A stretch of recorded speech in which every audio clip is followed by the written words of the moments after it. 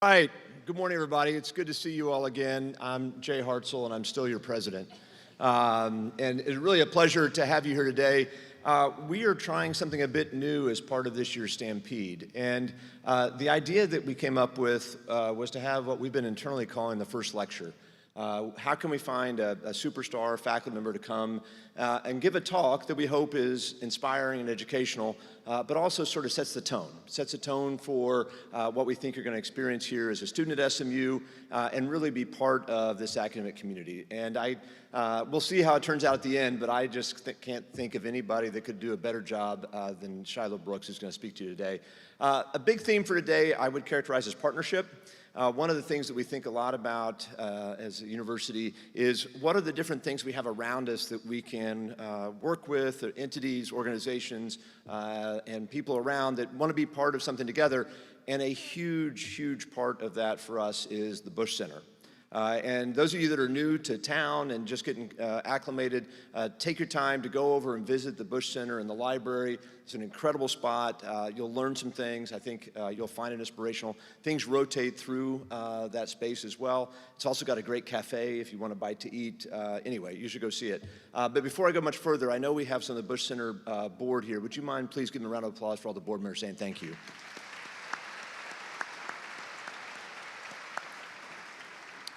So theme one is partnership. Theme two is what I internally call right-tail talent.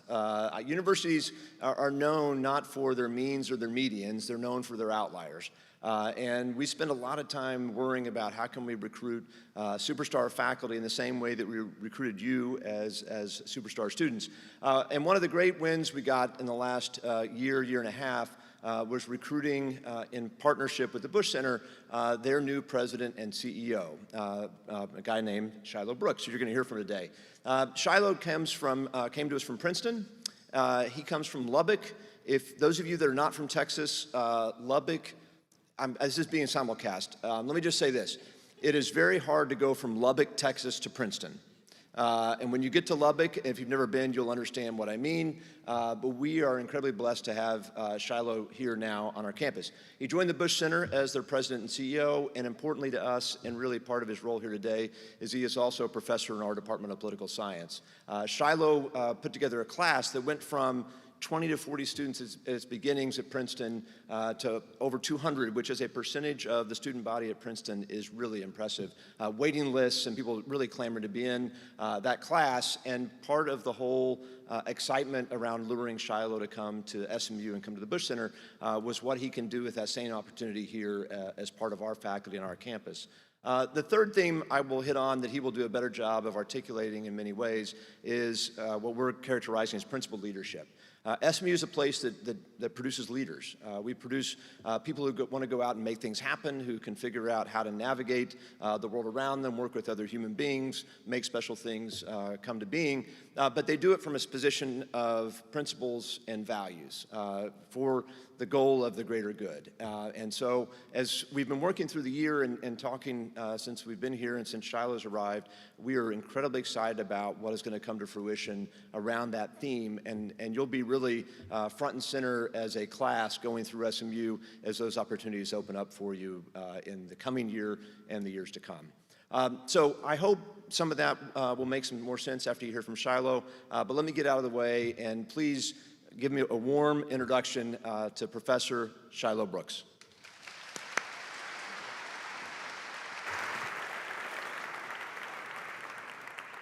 Greetings, my friends. How are you doing? It is good to stand in front of you at this great university. My name is Shiloh Brooks. This is your first academic lecture, but I should say to you, it is also mine.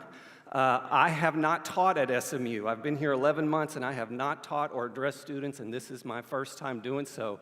And I just want to say what an honor it is to talk to you today and to share this lecture with you. It's been a long time since I've been in the classroom, so you can ask my wife who's here with me today. I've been really excited about this.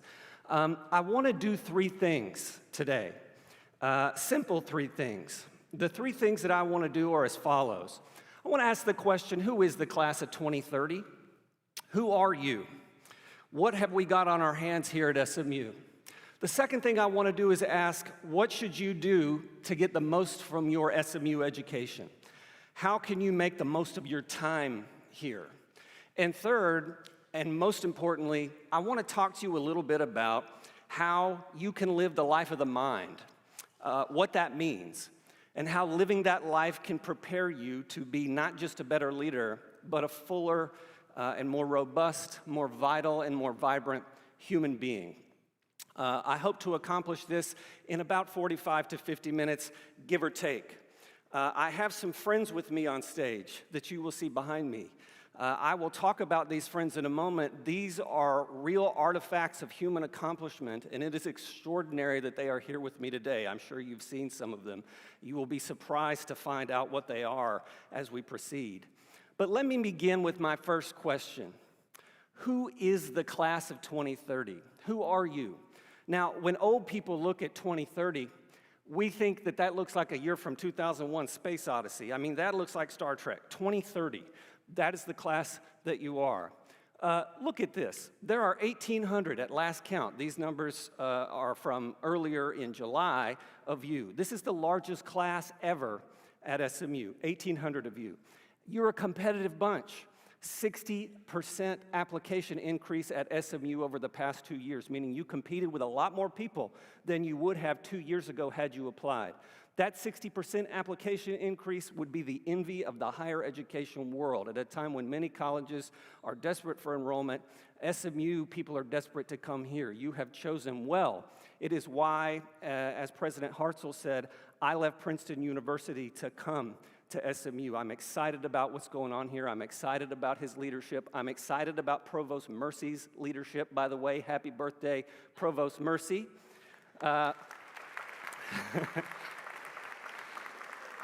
This place is a place of extraordinary energy. Your average ACT score, top 5% nationally, pretty good. Half of you graduated in the top 10% of your high school class. Really good. I feel like I'm back at Princeton, right? 80% of you have AP or IB coursework. You come from 44 states, including DC. Where's DC at? You always got to say "and DC." You know, I love DC, but it's not the 45th or 51st state. In 38 countries. This last one is really important. It's going to be important for the rest of the lecture. And that is that the majority of you are between 17 and 19 years old. That means you're young. That means you're ambitious. That's a good thing.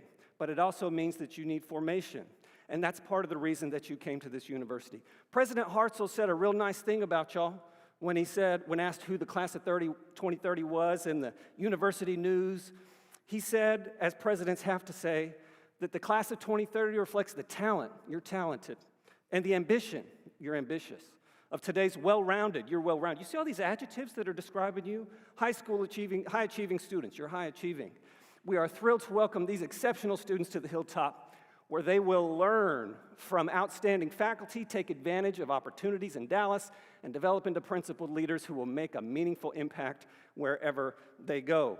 That last term, principled leaders, means a lot to me. I am currently developing a program that I'll talk to you more about at the end of the lecture on principled leadership that will consist of 5 courses in a minor drawn from faculty all over the university. It's going to be an extraordinary academic experience, and you'll be the first ones to experience it. It's brand new in partnership with SMU and the George W. Bush Presidential Center, of which I'm president and CEO.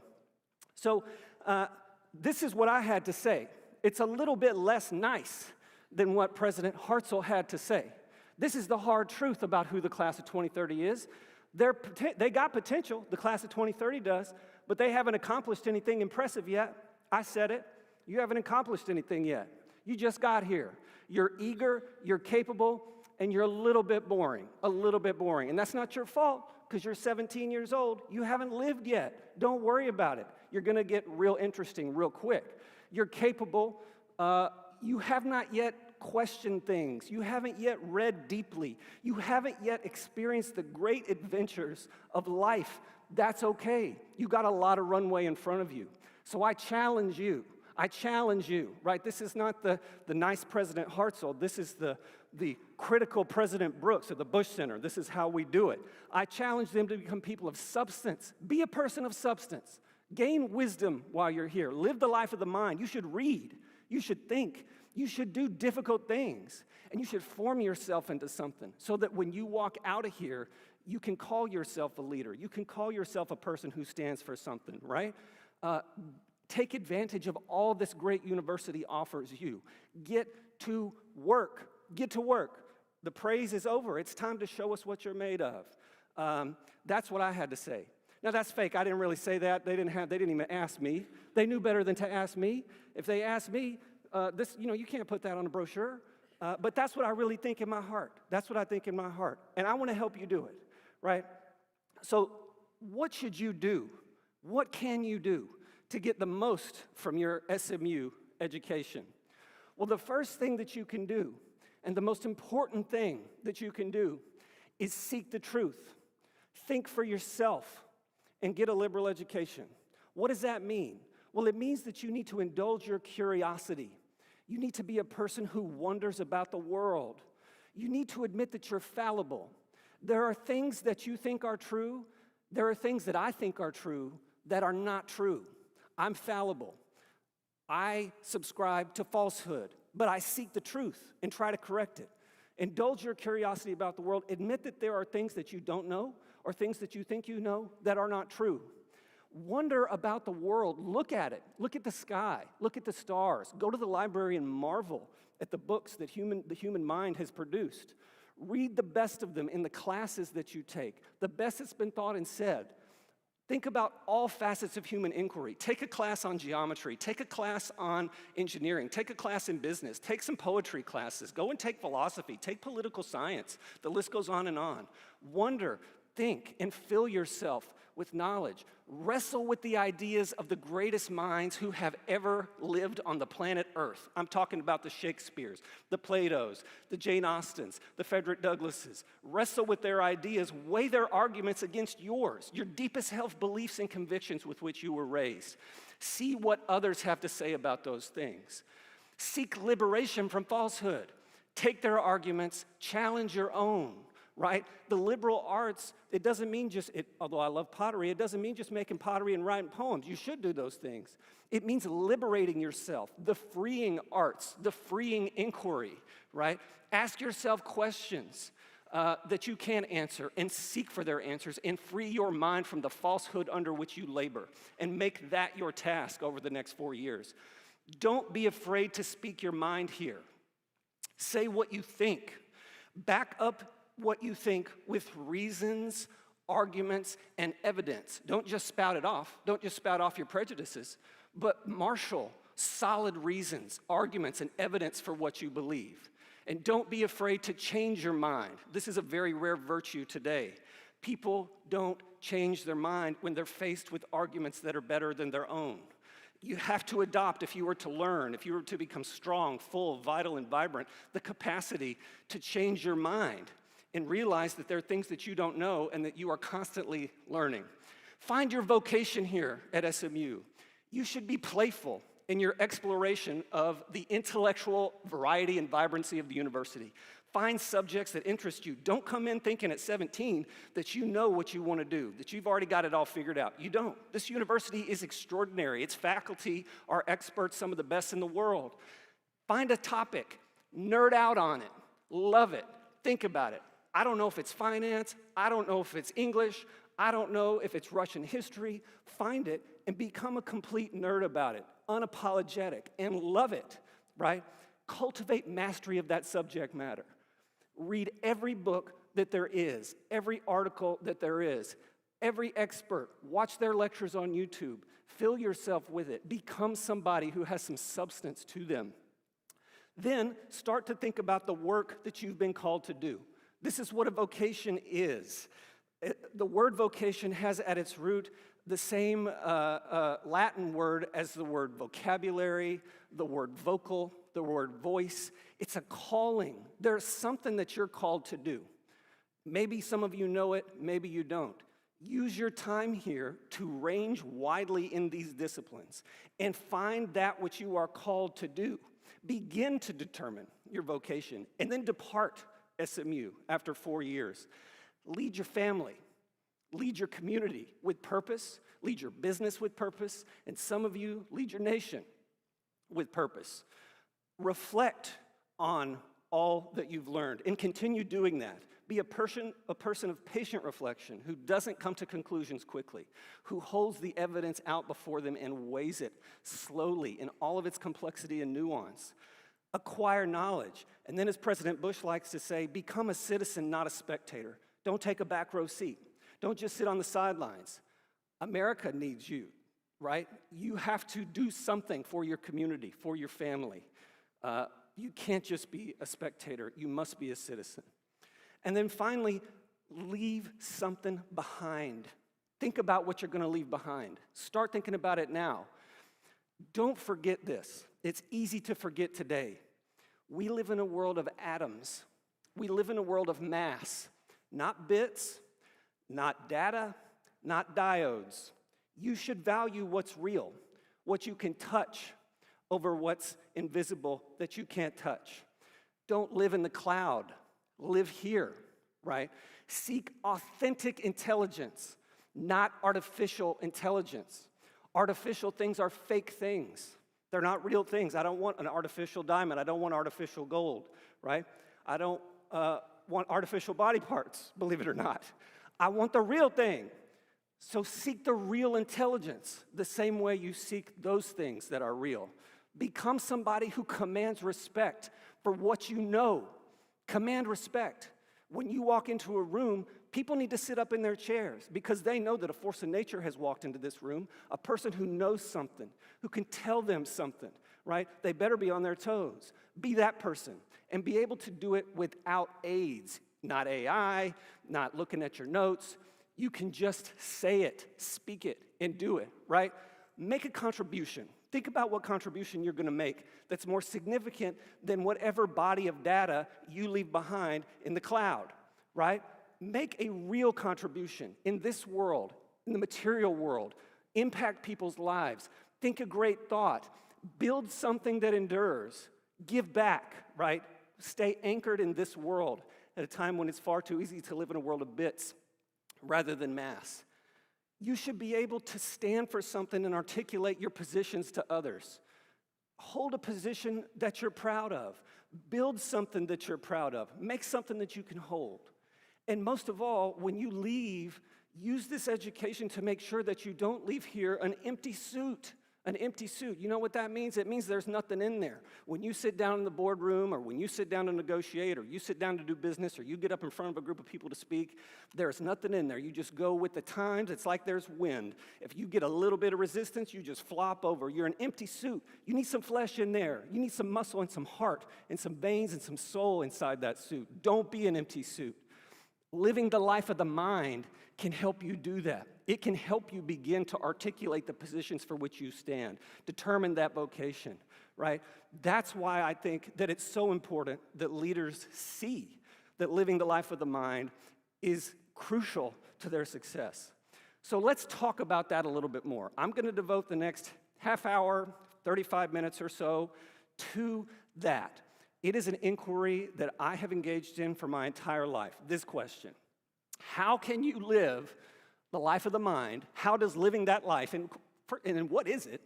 How does that prepare you to become a better leader and a fuller human being? I've devoted a lot of my life to this question. I'm a political scientist by training, a political theorist, which means I study the big questions about government, about leadership, about citizenship, questions about good and evil, the best regime. What is the human good? What are laws that are just? What are unjust laws? The big questions. And one of the things that I've come across over the course of that inquiry is that many people who have been the most remarkable leaders in history are people who have been among the most intellectually active, reflective, and liberally educated people that I've ever come across in any of my studies. And so I'm going to take you through that journey now, and I'm going to talk to you about 13 people. There are many more than 13, and I'm going to blaze through this like I'm on fire. It's going to be a roller coaster ride, but I want you to see my goal here is not depth, it's breadth. It's to show you the wide variety of human types who study liberal learning and take positions of leadership on the basis of which that liberal learning empowers them to ascend, help their communities, leave something great behind. I began that inquiry with this man. This is my personal copy of Niccolo Machiavelli's The Prince. If I turn it to the side, you will see that it is filled with brass. These are book darts. I don't know if y'all know what book darts are. I've probably read this book 50 times. I've probably taught this book 40 times. This book is supposedly the greatest book on leadership ever written. It's by a Florentine diplomat and philosopher named Niccolo Machiavelli. I first found this book when I was 21 years old. I read a passage in the 14th chapter of that book that set my mind on fire. That passage goes like this. Machiavelli's trying in his book, The Prince, to talk about how to educate future leaders. What is it that they need to do and be? And the whole book is a world-changing, world-shaking book. But he says this, as to the exercise of the mind, a prince should read histories and consider the actions of excellent men. I saw that, and I thought, okay, this guy's onto something. I want to be excellent. I should read histories. He said later in the book that above all you should do as some excellent person has done in the past, who found someone to imitate, who had been praised and glorified before him, whose exploits and actions he always kept beside him. What he's saying there is look out on the history of leadership, the great people. Find somebody to imitate. Read books about them. Metabolize them into your heart and into your spirit and become like them. His own book is such a book. It was, in a way, that kind of book for me. I've read this book in an awful lot. He recommends one particular book, and this was the next step in my inquiry. He says, you should read this book, The Life of Cyrus by Xenophon. I'd never heard of that book. I bet y'all have never heard of that book, The Life of Cyrus by Xenophon. Who is that? But Machiavelli put me on my next course, my next track. This is Xenophon. Xenophon lived about 2,400 years ago. He wrote a book called The Education of Cyrus. That book's premise is exactly what Machiavelli had said about the education of leaders. Xenophon decides to write a book about Cyrus the Great to showcase his life in learning. What was it that he knew? What was it that he studied such that he became the greatest emperor of his time? Xenophon sets the mold for what are called Mirror of Princes books. These are books where you read about a leader, you see what they were, and you try to incorporate some aspect of it into yourself. Xenophon, like Machiavelli, was himself a political man. He was a great leader of 10,000 Greeks. He led them out, Greek mercenaries out of Persia. He was also, most importantly, a student of Socrates. Like Machiavelli, who was a writer and philosopher, in addition to being a diplomat, Xenophon was a student of Socrates, the only student of Socrates other than Plato who wrote anything down, lived in the classical world, and left us with a wide variety of books on leadership and philosophy and love that are extraordinary books. So we turn to the education of Cyrus, and in the class that I teach, Xenophon and Machiavelli are central to it. Xenophon left something behind. He left something behind. On the stage with me this morning over here is a 1770 copy of Xenophon's Hellenica, 1770. Remember that this book was written somewhere 362 to 356. The Hellenica is a history of Greece.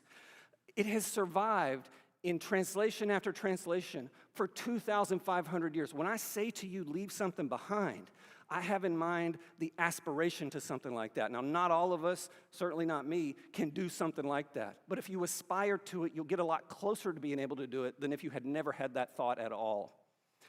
From Xenophon and Machiavelli, I turned to Catherine the Great. Why did I do that? Well, Machiavelli had said, read the history of princes. Well, I thought that must apply to princesses too.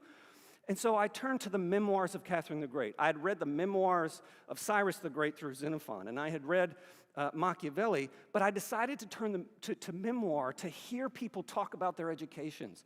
What were they studying? What were they reading to form themselves into these great leaders? Catherine says in her memoir that she was reading as a young girl the history of Germany. She also read the works of Plato. You can see up there that she was reading Russian literature. She came across a great book in the history of political philosophy called The Spirit of the Laws by Montesquieu. She read the Annals of Tacitus, who's a Roman historian, right? She had read all sorts of books. She carried on a 15-year correspondence, letter writing, with an Enlightenment philosopher named Voltaire, right? She began to see the world in more black and white outlines than she had ever seen it before. And so these books shape her into the empress that she will become. I have on the stage with me this morning a 1770 copy of Catherine the Great's Nakaz. This is a book of instruction, of laws, of precepts for laws. Catherine wrote this herself, having read Montesquieu, having read Plato, went through and tried to articulate, in a sense, the same thing that Plato, that John Locke, and that the American founders tried to articulate. What is the best regime? What is the most just political situation under which human beings can live? She wrote this book and gave it to the Russian parliament in an effort to try to shape some future laws. It's an extraordinary testament to her own learning. She herself translated it into several languages, and it has survived the test of time. When I say leave something behind, this is what I have in mind in the world of Adams. But what I say is true of Catherine is not just, what I say is true of princes and princesses is true of more people than just royalty. Frederick Douglass wasn't born into royalty, he was born into slavery, and yet the same principle applies. Frederick Douglass learned to read secretly while he was a slave. In his memoir, The Narrative of the Life of Frederick Douglass, he talks about coming across abolitionist documents that he started to read that articulate a coherent argument against the current position in his time that slavery was natural. He started to read those in secret after buying the Columbian Orator, a book of abolition, for 25 cents in secret. He reads that book and he determines that these books can give articulation, tongue to the interesting thoughts of my soul which flash through my mind and die away. He fills his mind with learning in order to become the civil rights leader that he would go on to become. Douglass escapes slavery and becomes the greatest orator of his time, rivaled only by Abraham Lincoln, with whom he was friends and sometimes a critic of. He says this, that education and slavery, once I learned to read, I came to see that education and slavery were incompatible with each other, that an enslaved person cannot be an educated person. They can bind your arms. They can bind your legs. They cannot bind your mind. They cannot tell you what you can and can't think.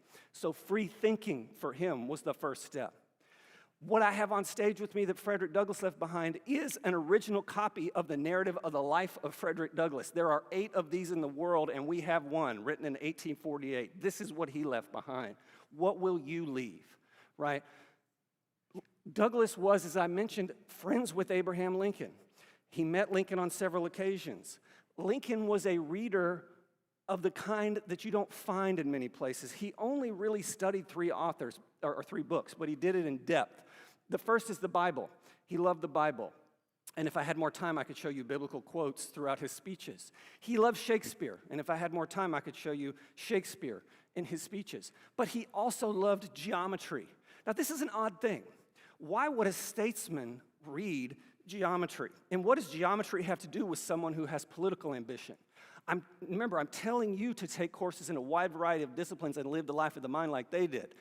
This is called the Lincoln Syllogism. I'm not going to read the whole thing aloud, but as you can see, it's a geometric proof, a logical proof, a syllogistic proof of why slavery is wrong. Lincoln sketched this in 1854 when he was engaging in debates with Stephen Douglas for a Senate seat. He's trying to determine why there are no reasonable and rational arguments for slavery. And so he sketches in his notebook, if person A can prove, however conclusively, that he may of right enslave B, then why can't B take that same argument and prove that he can enslave A? Well, maybe you say A is white and B is black. It's color that's the principle, the lighter having the right to enslave the darker. Well, he says, take care. By this rule, you are to be a slave to the first man you meet with a fairer skin than your own. And he goes on in that next paragraph, and there are others to say, well, maybe it's intelligence. Take care, you are to be a slave to the first person who comes along and is smarter than you. And so he has this logical proof. He's trying to find an airtight way out of slavery.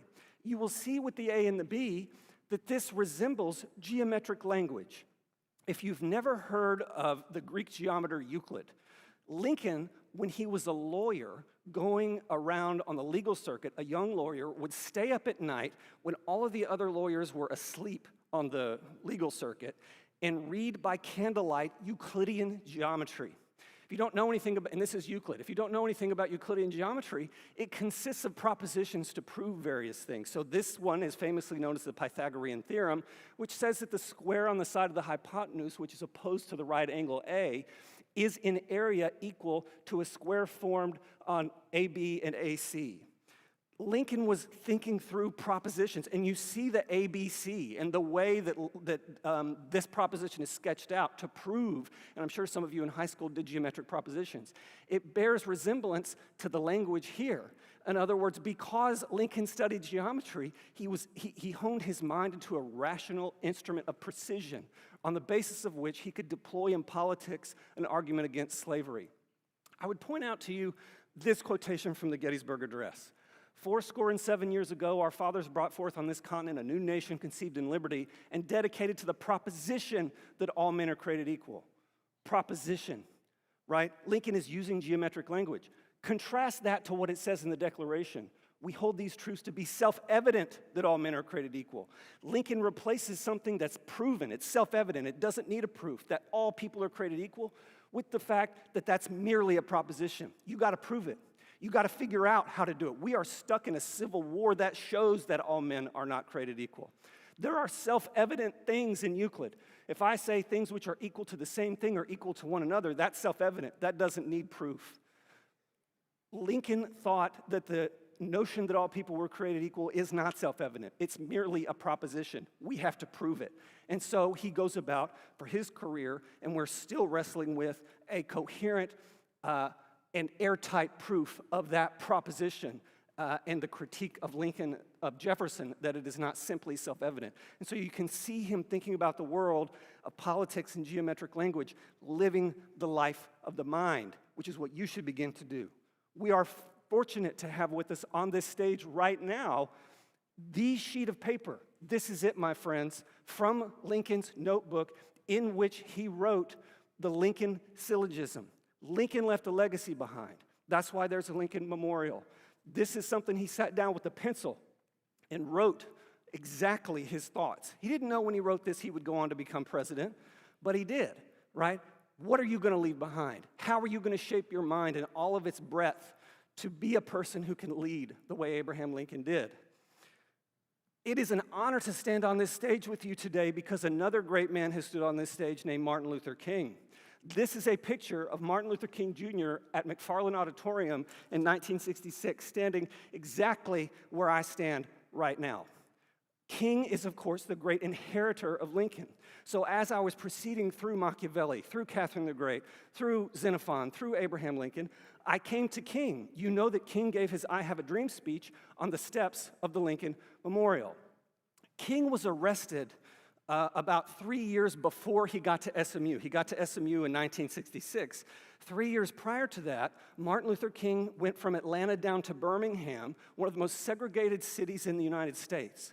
He engaged in peaceful protest. As you probably know of King, he would have sit-ins. They weren't loud and they weren't shouting. They were sitting in a place that they weren't supposed to be sitting until they were arrested and taken to jail.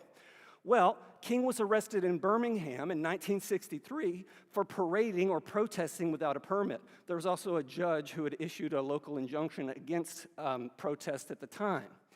He goes to jail in Birmingham.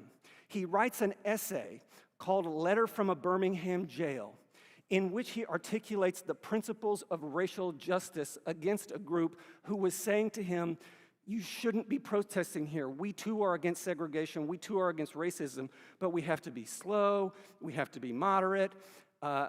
King disagreed.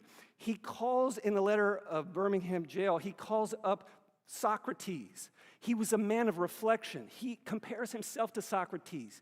He says that just as Socrates felt it was necessary to create tension in the mind so that individuals could rise from the bondage of myths and half-truths to the realm of analysis and appraisal, so must we see the need for nonviolent gadflies. And Socrates was called a gadfly. And so he compares himself to Socrates.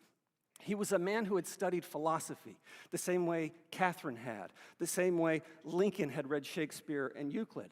In another part of the letter from the Birmingham jail, he talks about St. Augustine. King was a student of theology, and he says, Augustine says that an unjust law is no law at all. That's what I think. If the law is unjust, if the law is unjust, that we can't drink from the same water fountains as you, that we can't shop at the same stores as you, that's no law at all. And when I sit in those places, I'm not breaking the law because an unjust law is no law according to Augustine. He says the same thing about Aquinas. Thomas Aquinas says an unjust law is a human law that is not rooted in eternal and natural law. Martin Luther King is engaged with the great tradition of philosophy as he leads his people to civil rights, the way Lincoln is engaged with Euclid, the way Machiavelli is engaged with Xenophon, the way Xenophon is engaged with Socrates. You can see here a syllabus. When Martin Luther King was a teacher, he taught a course on political philosophy, My Discipline. As you look at the top, you will see this is from Morehouse College, January of 1965, a handwritten syllabus in which he was reading in that course Plato's Republic. I just mentioned that he had compared himself to Socrates in the allegory of the cave that appears in that book. You can see lower Augustine. He had quoted Augustine in the letter from the Birmingham jail. Aquinas, he had quoted. Machiavelli, he had read. This is the final examination from that course. I hope while I'm here to teach exactly Martin Luther King's syllabus and distribute his final examination in a seminar in principled leadership. He was deeply engaged with the intellectual life, and we are lucky to have with us today the typescript copy of Martin Luther King's letter from a Birmingham jail, the original typescript. He wrote it by hand in jail, sent it to his secretary, she typed it up for him, and on the final page of that typescript, his secretary says, "This has been the greatest honor of my life to read this and type this up for Dr. King." He left something behind. He left a legacy behind. It's not in the cloud, it's here with us. We feel it. We feel it in the progress our country has made, and I feel it when I touch this sheet of paper, which is the original that he held in his own hand. What are you going to leave behind? Secretary Condoleezza Rice. I came to her because she herself lived in Birmingham when Martin Luther King was arrested. She was the 66th Secretary of the United States. She loves music. I've talked a lot about reading today, but what you shouldn't forget is that there are all sorts of avenues of liberal learning, from art to reading, philosophy, poetry. In her memoir, she talks about how much she loved music. Her mother would buy her histories of Bach, Mozart, Beethoven. She would play the piano for hours and hours on end. She said in an interview in 2015 that what playing the piano gave her when she was National Security Advisor and Secretary of State in wartime in the United States was focus. That when you sit down to play the piano, your mind does nothing but focus on that music. Again, Lincoln studies geometry. What does that have to do with statesmanship? Condoleezza Rice plays the piano. What does that have to do with being Secretary of State? It gave her the focus and the escape that she needed to begin to be able to do a job at a wartime period that would weigh heavy on anybody's heart. She says, it gets you away from everything. It was part of keeping my balance. And to this day, she loves music. It's her escape. And I recently spoke to her on the phone about this, and she thinks that music is, in a certain sense, saved her from the pressures of Washington and all that comes with that. She is an extraordinary woman. And she was the first black Secretary of State in the United States. We have with us today a copy of her memoir signed by her, a testament to a life lived in service to her country. That's what she's leaving behind. And she's an extraordinary person. She's not the only first. There are many firsts in American history. This is Justice Sandra Day O'Connor, nominated to the Supreme Court by Ronald Reagan, the first female Supreme Court justice. When I started to read O'Connor, one of the things that stuck out most to me is that she said she loved reading the great books. By great books, she meant Plato, she meant Homer, she meant Tolstoy, she meant Jane Austen, she meant Gertrude Stein, she meant Aristotle, Locke, Hobbes, Rousseau. She devoted hours, she went to Stanford, and her friends said that she devoted hours to sitting in those reading rooms, reading those books. And when she got on the court, she credited that experience with preparing her for the wide variety of cases that would come before her. Today, she's thinking about medicine. Tomorrow, she's thinking about trade. The next day, it's race. The next day, it's election law. Nobody can be prepared for that wide a variety of subject matters. Yet, this kind of learning prepared her. When she was a girl, she wrote a letter home to her parents in which she said, college, my freshman year, it's getting better and better. This is the utopia that the philosophers we studied about dreamed of. It's different than high school here. People like to talk about religion and politics. This is an amazing place. She embraced Stanford in all that it could offer. It's what I'm telling you to do at SMU to prepare yourself to be a leader of substance. This is a wonderfully lawyerly letter that we have with us on stage today that Justice O'Connor sent when asked about her judicial philosophy. Like a great lawyer, she essentially says that all things are true, that it's true that the institutions change when you're thinking about the Constitution. It's also true that the text of the Constitution does not itself change, although it is also true that the views of the court change with time.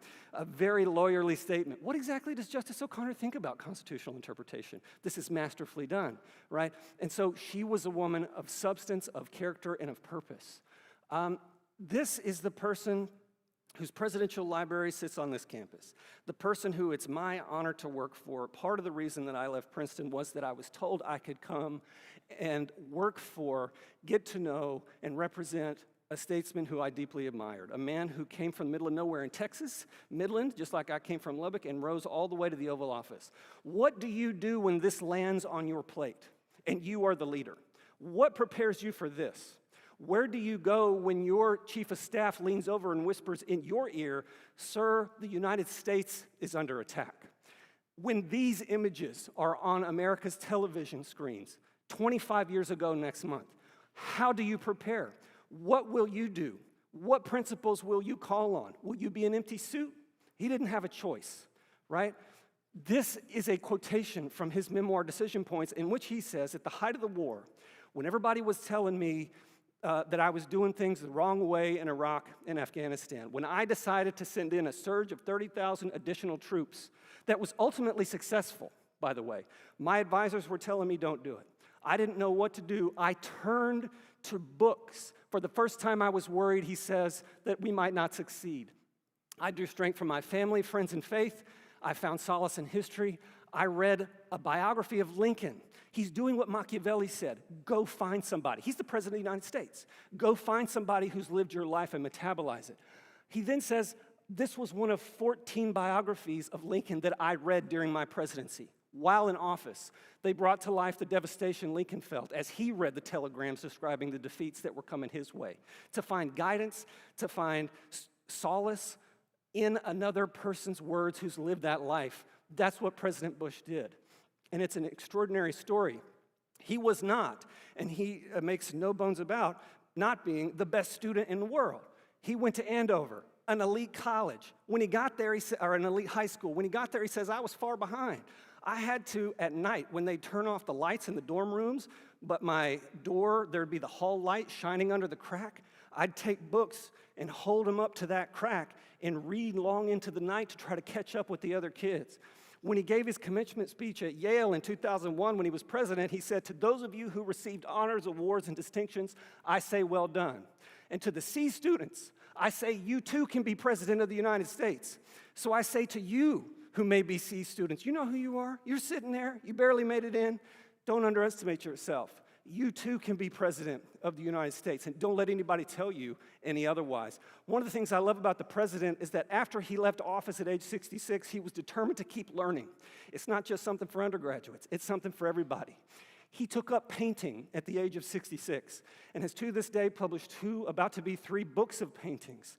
We are fortunate to have with us today his painting, which is in his book on immigration. President Bush is a big supporter of immigration and believes immigrants make our country better. He found that painting because he was a reader, and he was reading an essay by Winston Churchill called Painting as a Pastime.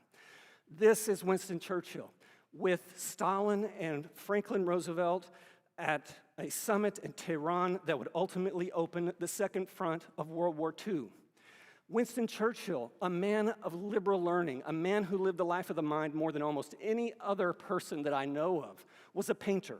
He inspired President Bush to paint.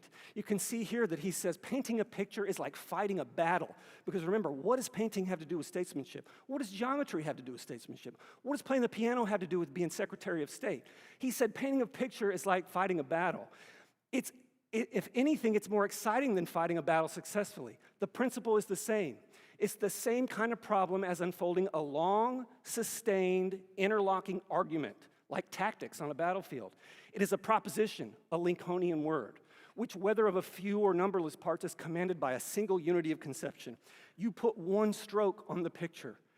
What are you going to do next? The same way a movement happens on the battlefield. How are you going to respond? How should this thing go? It's a blank canvas, and with each stroke, it's becoming less blank, and you got to figure out what you're going to do to make it a unity of conception. It's a problem for the mind. Churchill was also a great author. He won the Nobel Prize, not for peace. He won the Nobel Prize for literature. His collected works were bigger than Shakespeare and Dickens combined. And he also had the time to paint 500 canvases and lead his nation out of the greatest specter of evil in human history, Adolf Hitler and the Nazis, right? Where did he find the time? Don't tell me you don't have time. This is what Churchill did with his time, right? An extraordinary human being. Here's some of the books that he read, books that you've seen throughout my talk: Gibbon, Plato, Aristotle. He says, I wish I would have gone to college. He entered the cavalry as a young man. He read these books on his own. There was no professors. He didn't go to college. It was a self-education. And he said, I wish I had access to those scholars. But one of the things that makes me sad, he says in this last line, is that I pity undergraduates when I see what frivolous lives they lead. They don't know how lucky they are. They should be engaging with the robust resources of these universities rather than going and, I don't know, whatever they do. You know, I'm not going to get into that. But it made him sad, and so I encourage you to heed Churchill's advice, and we are lucky to have on stage with us an original Winston Churchill, Silver Life. This is a battle. This is a battle plan. It looks like a painting. It is not a painting. To that man, it was a battle plan. There is no one in American history who resembles Winston Churchill more in terms of soul. I'm not talking politics. I'm saying soul, the life of the mind, the painting, the reading, the writing, than Theodore Roosevelt. Theodore Roosevelt loved natural history. His legacy is of conservation. He was a hunter. He was a man who loved studying nature in all of its aspects. In his autobiography, he tells the story of being a very young boy and walking down Broadway in New York City at a fish market and seeing a dead seal on the side of the road. To any of us, to most of us, you'd walk a little faster. Not Theodore Roosevelt. He goes home, he gets a little ruler, he comes back, and he starts measuring the length of the seal. Then he goes home and comes back day after day and waits for the flesh to rot off the seal. This is a little weird. He then picks up its skull, takes it home, sets it in his room, and with some other curiosities that he's collected as a young boy from nature, who knows what these were, he calls it the Roosevelt Museum of Natural History. If you've ever been to New York City, you will see there is a real Roosevelt Museum of Natural History there. He was a person engaged with science. He said it helped him see. When he was a statesman, when he was in power, his appreciation of the natural world and its nuance and complexity helped him see details in politics more clearly. While he was in the Oval Office, he published peer-reviewed papers on bird watching. That is an extraordinary thing to do as president. He wrote this book, Naval War of 1812, when he was only an undergraduate at Harvard, an extraordinary man, and we're lucky to have on stage with us right now this here, which is a handwritten manuscript of his 4-volume history of the American West. While Roosevelt was president, some of you were sitting out there saying to me, oh, I'm an engineer. I do math. I'm not a reader.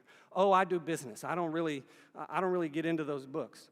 If you want to be an entrepreneur, if you want to be an innovator, you would do well to imitate these two men. This is Orville and Wilbur Wright. They solved the most perplexing problem in the history of engineering, a problem that Leonardo da Vinci could not solve, that Thomas Edison could not solve, that the United States government was funding scientists on the order of what today would amount to hundreds of millions or billions of dollars to solve. These two guys did it.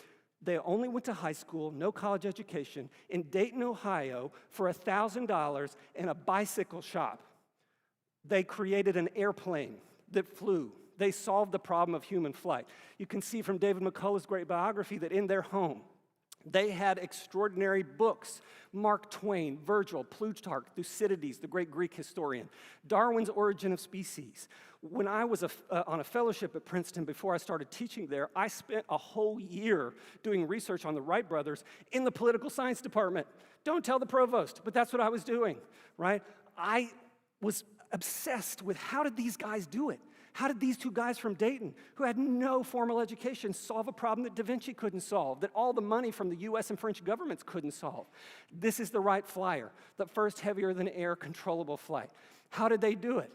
Well, if you look at the Wright Flyer down here, one of the things that you'll see is that it consists of these cables that are attached to muslin. The Wrights had the great innovation that in order to fly, you had to imitate birds. People could glide before the Wright brothers, but they couldn't steer the plane.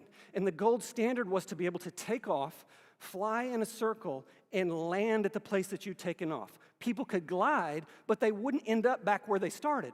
They had to solve the problem of control. What did they do? They looked at the sky. They stood on the beaches of Kitty Hawk, North Carolina, and watched birds fly. And they saw that unlike the bicycles they were used to, in which you kind of shift your center of gravity to turn and turn the handlebars, when you want to turn an airplane, one wing has to be straight and one wing has to twist. Because when birds are flying through the air and they turn, they don't shift their weight and they don't have handlebars. They twist a wing. This one stays straight and they turn. And so they invented an innovative control system of muslin, wood, and cabling, and it had to be solid. So they looked at the Brooklyn Bridge to look at architectural principles so that they could create what's called a wing warping system so that the wings of the airplanes had torsional movement and could mimic the flight of birds. They had read Darwin. They were interested in nature. This was a remarkable innovation on the part of the Wrights. It's what enabled sustained controlled flight. They were interested in biology. They were curious people. They read everything. There was no internet. There was no AI. It was extraordinary. At the end of their lives, they were asked, how did you do this? Like, how could you do that? How did you solve this problem that no one could solve? And they said, it's the complexity of the flying problem that makes it so difficult. It's not to be solved by one secret, by studying one discipline. It's the patient accumulation of information on 100 different points, some of which the investigator would naturally think it unnecessary to go into deeply. So you get these guys who are going into birds' wings and thinking about architecture when at the same time these scientists at the Smithsonian Institution are taking all this money to solve this problem and they're coming at it with a narrow field of vision. These guys had a broad field of vision and it's what permitted them to solve the greatest engineering problem in human history.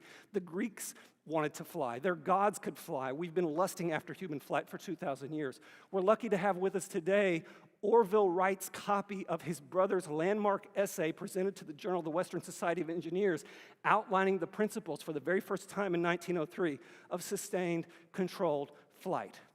That is an extraordinary, extraordinary achievement. They left something behind. They were leaders who lived a life of the mind. I conclude with one final figure. I do this because at this point in this talk, my suspicion is that you could at least feel in your heart two things. One is, let's go. I'm ready to go. Let's get this, right? I've just unlocked a bunch of monsters. Go and do it. That's why you're here. The second is, I don't know. I don't know. I don't know that I can do that. Those are great people. I got problems. I can't focus. I've had some discipline problems in my life. Whatever it might be, I don't know if I can do it. Well, what I want you to know is, first of all, I was that person coming from Lubbock, Texas. Never thought I'd be working for a president or teaching at Princeton or SMU. I couldn't have got into SMU or Princeton. That's another story. But second, there are people who I have found solace in, who wanted to accomplish a great thing, thought they were failures, faced challenges. No one is better than arguably the greatest American writer, rivaled only by Melville and Mark Twain, and maybe Ernest Hemingway. There's some controversy there. That's F. Scott Fitzgerald. In 1924, F. Scott Fitzgerald was 28 years old. He had written at age 23 a successful novel called This Side of Paradise. He dropped out of Princeton and he started writing. He was only 3 or 4 years older than some of you, and he wrote the biggest novel in the country. How was he going to follow it up? He got wealth, he got women, it was a whole situation.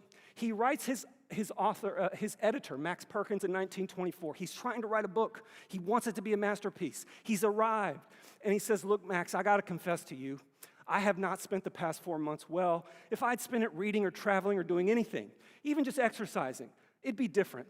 But I spent it uselessly, not in study or contemplation. But to be honest with you, I was just drinking and raising hell the entire time.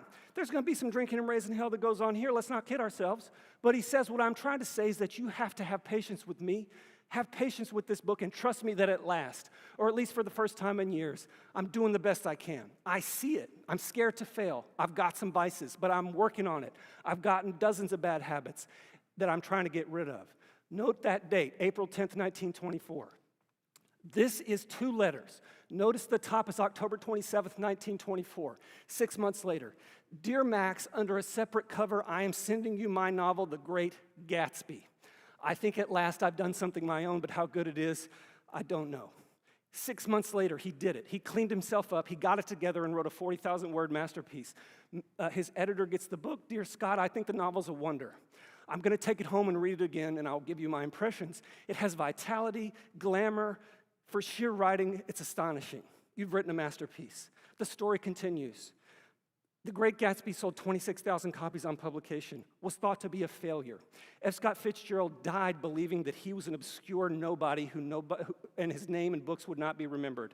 Today, The Great Gatsby has sold 30 million copies. It sells 500,000 copies a year because Fitzgerald was ahead of his time, because Fitzgerald saw something that nobody else saw, that the American dream was a beautifully problematic promise, that he wrote the greatest novel in only 40,000 words about that dream, died before he could see his success. So don't you think that because you've got some bad habits that you need to confront, because you've never done anything great before, that you can't do something like this.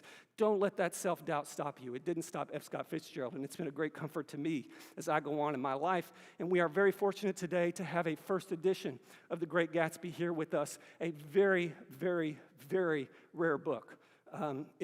To hold it in your hands is to hold American literary history in your hands. So let me conclude. I hope that you'll take my invitation to live the life of the mind here at SMU. Fill yourself with knowledge. Take into yourself the lives, deeds, exploits, and accomplishments of human beings throughout history. Become full and become great. Think widely and liberally, and don't think poetry has nothing to do with what you want to do, that math has nothing to do with what you want to do, that music, it's all going to shape your mind in ways that you can't see and can't expect. If you would like to continue this conversation, first of all, take advantage of the academic explorations that you're going to be doing today. Look around Dedman College, look around the business school, look around engineering, look around education, look around the School of the Arts. Find things you're interested in. Next spring, join me in this beautiful auditorium at the Bush Center for the first course I'm going to teach at SMU and the first in our new minor that will launch in 2027 called Principled Leadership and the Ambitious Life. And we will go into these people and we will go into these difficulties in more detail. The Bush Center is on the edge of campus. You got to walk to get there. People tell me that all the time. Don't be a weak person. Lincoln walked 10 miles each way to get law books. You can walk to the Bush Center with your latte. It's going to be okay. Come on. It's going to be all right. Come out and see me. Do you have what it takes, for Lord's sake? Second, keep an eye out for this minor. It's going to launch in 2027. It's going to be a 5-course minor. We're working to get the courses to fulfill the common curriculum requirements that you need anyway. I'll be teaching in it. We'll have a great historian teaching in it. Another political theorist, Avshalom, teaching in it. My friend Paul DeDuca is going to talk about technology and leadership and AI. Andrea Kowalchuk will talk about the humanities and leadership. Colin Clark from the Bush Center talking about the great questions in economics. We're going to have study abroad. Join us. It's going to be extraordinary. And lastly, let me thank these institutions, the Harlan Crow Library, SMU Library, and the George W. Bush Presidential Center Museum for these extraordinary artifacts. Please join me in giving them a hand, and also, hold it, come see us this week. Our museum is open from 3 to 5. You can bring your parents. Come check out the artifacts in the museum. It's an extraordinary place. Second, don't forget that students and faculty always have free access to the museum. And there is, and this is a well-kept secret, a delicious restaurant called Cafe 43. Please come eat with us. You'll see me walking around. It has been the honor and pleasure of my life to stand in front of you today. Please go be great. Thank you all so much.